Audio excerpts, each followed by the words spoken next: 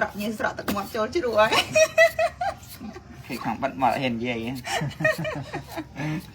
chật pi mà bởi vì bên bay chật bay đây ta không bay rồi bà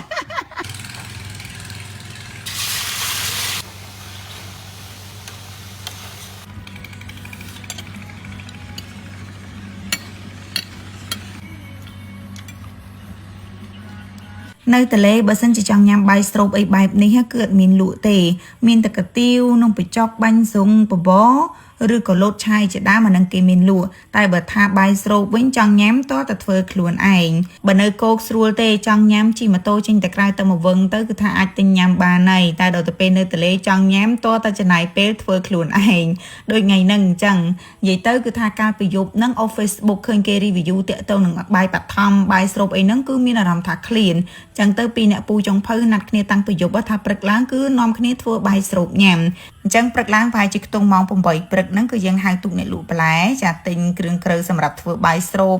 មានបន្លែសម្រាប់ធ្វើជ្រក់មានពងទាមានសាច់អីចឹងទៅ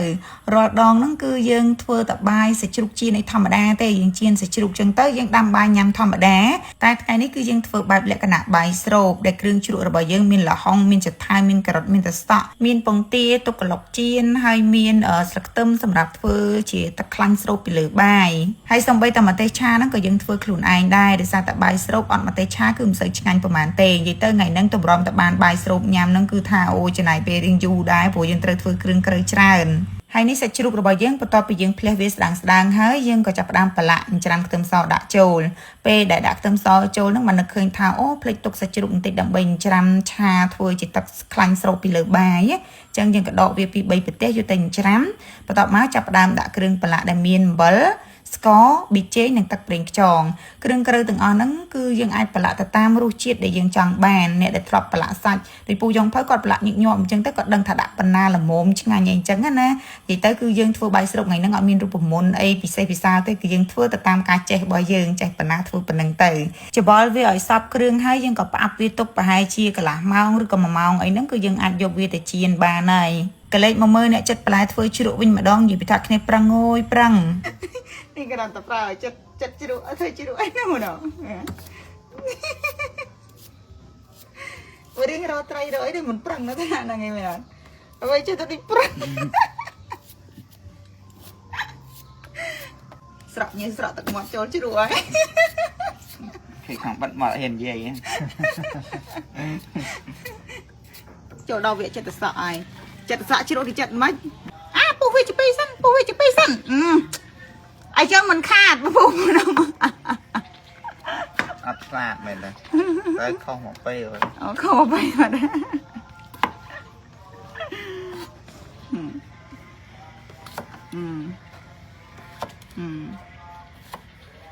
ចិត្តពីមកបើវាវែងពេកចិត្តជា3អត់អីទេខុសពេលទេបាទចូលតែធ្វើហងខុសទៀតណាចូល4បាត់ហើយបានស្មើគ្នាទៅអូអើយណែបងប្អូនមកញ៉ាំជ្រក់ស្នាដៃកំឡោះអ្នកធ្វើនេះនិយាយពីថាតម្រាំតាហានបន្លែជ្រក់នឹងហើយអ្នកប្រាប់នឹងក៏ខំប្រឹងប្រាប់ទៅយ៉ាអ្នកធ្វើនឹងក៏ខំប្រឹងធ្វើទៅហើយនេះស្លឹកខ្ទឹមរបស់យើងហាន់វាខ្លីៗទុកធ្វើជាខ្លាញ់ស្រូបបាយហើយចំណែកឯបន្លែជ្រក់របស់យើងនេះគឺយើងដាក់អំបិលចូលនៅក្នុងនឹង2ស្លាបព្រាបាយបន្ទាប់មកទៀតយើងច្របាច់វាឲ្យឡើងទន់ណាហើយពេលដែលច្របាច់ហ្នឹងគេសួរទៀតថាច្របាច់ហ្នឹងច្របាច់ប្រើកម្លាំងខ្លាំងឬក៏ប្រើកម្លាំងតិចខ្ញុំថាំងជ្រក់កំពុងតែនៅស្រួយអញ្ចឹងផងប្រើកម្លាំងខ្លាំងខ្ទេចជ្រក់ហ្នឹងអស់ហើយប្រើកម្លាំងមុំបានហើយណាបានពួនបានអីទៅងាប់ហើយពួនឲ្យធ្វើម្ហូបធ្វើអីគ្នាមិនបានញ៉ាំកដៅអំពងរាល់ថ្ងៃនោះឯងកដៅអំពងទឹកត្រីកោះកុងកដៅអំពងទឹកត្រីកោះកុងច្បាច់យូរទៅវាទន់ហើយម្ហូបដែលបងប្រុសនាងខ្ញុំគាត់ជំនាញជាងគេហ្នឹងគឺតកតងនឹងអំពងទឹកត្រីកោះកុងមិនថាកែបអំពងកដៅអំពងត្រីអំពងពុំអំពងអីទេគឺថាអូជំនាញរបស់គាត់ហើយតែគាត់ចូលព្រៃបានកែបបានកដៅយកមកដល់គេធ្វើខ្លួនឯងហើយគេអំពងហើយគេបុកទឹកត្រីកោះកុងញ៉ាំទៅហើយឆ្ងាញ់របស់គេមែនហើយនេះបន្ទាប់ពីយើងឲ្យច្បាច់បន្លែជ្រក់របស់យើងជាមួយនឹងអំបិលឡើងទន់ហើយយើងក៏ពូតទឹកអំបិលនឹងចេញបន្ទាប់មកទៀតយើងយកវាមកលាងជម្រះជាមួយនឹងទឹកស្អាតមួយទឹកពីរទឹកឲ្យអស់ជាតិប្រៃ ឲ្យតែពេលដែលធ្វើម្ហូបណាដែលមានជ្រក់គឺយើងចូលចិត្តធ្វើជ្រក់នឹងច្រើនយើងធ្វើទុកញ៉ាំពេលក្រោយព្រោះអីមិនងាយធ្វើទេអញ្ចឹងបើសិនជាយើងញ៉ាំអត់អស់យើងដាក់ចូលនៅក្នុងកធុងឬក៏យើងច្រកថង់ច្រកអីចឹងទៅយើងយកទៅដាក់ក្លាសេនឹងធុងតកណាញ៉ាំបាន 3-4 ថ្ងៃអីចឹងទៅពេលខ្លះនេះខ្ញុំញ៉ាំបាយជាមួយនឹងជ្រក់តេក៏មានដែរសារតែយើងចូលចិត្តញ៉ាំមួយត្រីចៀនត្រីឆ្អើរត្រីអីហ្នឹងក៏ត្រូវដែរបន្ទាប់ពីយើងពូតបន្លែជ្រក់របស់យើងនឹងឲ្យអស់ទឹកហើយយើងចាប់ផ្ដើមយកវាមកផ្សំគ្រឿងដែលមានម្ទេសមានខ្ទឹមសចិញ្ច្រាំមានប៊ីចេងបន្តិចអំបិលបន្តិចហើយស្ករសគឺយើងដាក់រៀងច្រើនដោយសារជ្រក់គឺវារៀងស៊ីស្ករច្រើនណាហើយបន្ទាប់មកយើងច្របាច់ក្រូចឆ្មាចូលយើងអាចប្រើទឹកខ្មេះក៏បានដែរប៉ុន្តែនេះខ្ញុំចូលចិត្តក្លិននិងរសជាតិក្រូចឆ្មាជាងហើយបន្ទាប់មកចាយើងយកថង់ចាប់ពាក់លើដៃរបស់យើងបែបហ្នឹងទៅដោយសារតែយើងអត់មានស្រោមដៃហើយយើងក៏ច្បល់ច្បាច់ជ្រក់របស់យើងនឹងឲ្យសព្វគ្រឿងល្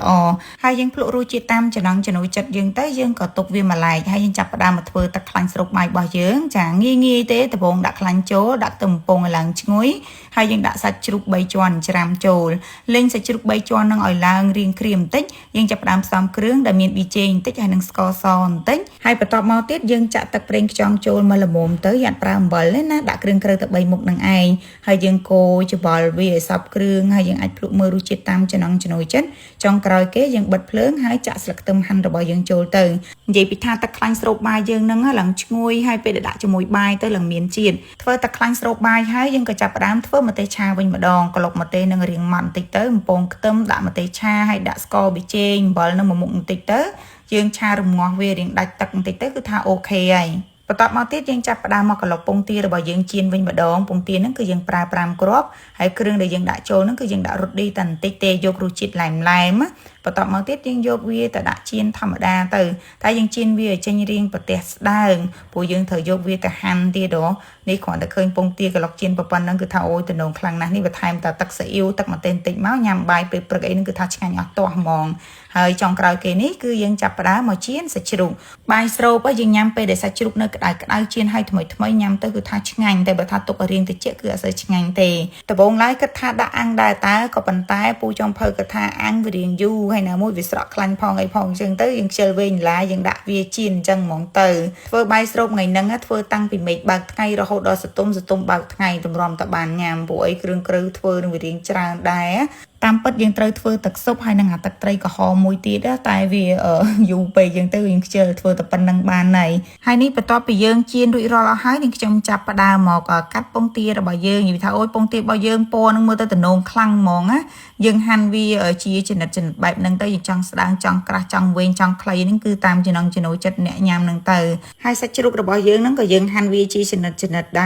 រថ្ងៃហ្នឹងទិញសាច់ជ្រូកគឺអត់សូវបានអាចជាប់ខ្លាញ់ហ្មងទេដោយសារគេអស់អញ្ចឹងទៅយើងទិញបានតែបន្តិចនេះបើបានអាចជាប់ខ្លាញ់តិចដូចមិញហ្នឹងគឺថាអូញ៉ាំទៅឆ្ងាញ់ណាស់នាងខ្ញុំញ៉ាំបាយស្រូបគឺអត់ចូលចិត្តញ៉ាំជាមួយសាច់សុទ្ធទេចូលចិត្តញ៉ាំទៅជាមួយអាសាច់3ជាន់ឥឡូវគ្រឿងក្រៅសម្រាប់ធ្វើបាយស្រូបរបស់យើងបានត្រៀមរួចរាល់អស់ហើយនិយាយថាអូយតំណងដែរហ្នឹងបងប្អូនហើយរសជាតិហ្នឹងក៏មិនអន់ដែរយើងគ្រាន់តែថាអត់មានទឹកស៊ុបដូចគេហើយបើថានិយាយពីម្ទេសឆាវិញនឹងក្រហមឆ្អិនឆ្អៅហ្មងឥឡូវយើងចាប់ផ្ដើមដួសបាយដាក់ចានយើងដាក់មកល្មមបានហើយដាក់ច្រើនក៏បានដែរតាមអ្នកញ៉ាំតិចញ៉ាំច្រើនហើយបន្ទាប់មកទៀតយើងចាប់ពងទាដែលបានហាន់នឹងដាក់លើទៅហើយដាក់សាច់ជ្រូកទៅដាក់ច្រើនមកព្រោះយើងធ្វើខ្លួនឯងបានទិញគេទេហើយយើងក៏ចាប់ជ្រក់របស់យើងដាក់ពីលើថែមទៀតមកបន្ទាប់មកទៀតយើងក៏ដួសទឹកខ្លាញ់ស្រូបពីលើបាយ1ស្លាបព្រា2ស្លាបព្រាទៀតទៅហើយចុងក្រោយគេអត់បានម្ទេសឆានេះខ្ញុំញ៉ាំបាយស្រូបអត់ម្ទេសឆាដូចខ្វះរសជាតិអីមួយយ៉ាងអញ្ចឹងហើយពេលញ៉ាំយើងអាចបន្ថែមទឹកម្ទេសឬក៏ទឹកស៊ីអ៊ីវថែមទៅលើបន្តិចទៀតទៅបងប្រុសនេះខ្ញុំគេដាក់ទឹកស៊ីអ៊ីវទេគេដាក់ទឹកម្ទេសព្រោះគេចូលចិត្តទឹកម្ទេសហាហើយយើងក៏ច្បល់វាឲ្យសព្វទៅនិយាយថាបើបានទឹកស៊ុបទៀតគឺថាកាន់តែអែមហ្មងតែវាវែងឡាយពេកវាយូរពេកទៅក៏ខ្ជិលធ្វើហើយនឹងមួយទៀតហ្នឹងគេពេលដែលបាយស្រូបគេមែនទេនេះគេមានអាទឹកត្រីក្រហមមួយទៀតតែយើងអត់បានធ្វើដែរតែមិនអីទេប៉ុណ្ណឹងគឺឆ្ងាញ់យុទ្ធនាមិនអស់បងប្អូនប្រុសនាងខ្ញុំគេចាប់សាច់ដាក់ថែមទៀតតែមិនអីទេយើងធ្វើខ្លួនឯងអញ្ចឹងចង់ថែមប៉ុណ្ណាក៏បានដែរតែបើទិញគេថែមគឺដឹងតែអស់លុយហើយ